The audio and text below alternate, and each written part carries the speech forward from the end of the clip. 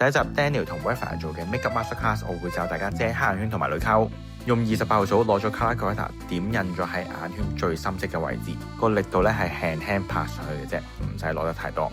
跟住反轉至28號掃攞 Hourglass 呢個 Concealer， 同樣嘅動作咧由外至內輕輕拍一次，咁就可以將眼圈嘅顏色遮得好好噶啦。我俾另外一個角度大家睇。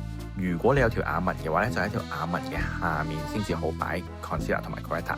之後攞乾淨嘅36號掃原地點印，你記得個動作咧係垂直點落去嘅。呢個步驟咧係唔使攞 powder， 純粹用36號掃咧印翻開個邊嘅啫。因為個毛量夠密同埋長短咧，令到佢發揮得更加有力。印完幾下，你已經見到咧係 airbrush 嘅 finish 嚟。呢個步驟係一定要睇啊！你記得用嘅呢個方法都要聽翻我啊！用個淺亮度嘅 concealer 喺淚溝下面呢個位置提亮，份量咧就唔使好多，個範圍咧就要夠大。基本上我係畫到鼻側邊個位置嘅，跟住咧攞翻36號掃原地印翻勻循呢個色塊。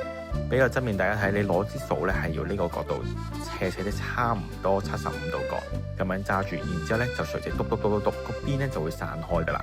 跟住攞個碎粉或者 press powder 印咗喺眼底 ，set 咗依家有嘅 concealer 先。因為有淚溝或者眼袋，所以眼底個位咧要 matte 先至會望落去更加之平整嘅。見我個動作咧係有少少撳落去撳落去咁樣嘅。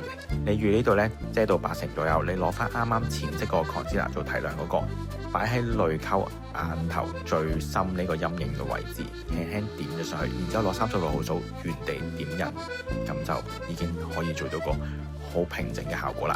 送多招 tips 俾大家，36號掃仲有少少 concealer 噶嘛，喺鼻頭度咧向下掃，咁就可以掃平晒啲毛孔，變得更加之 blur。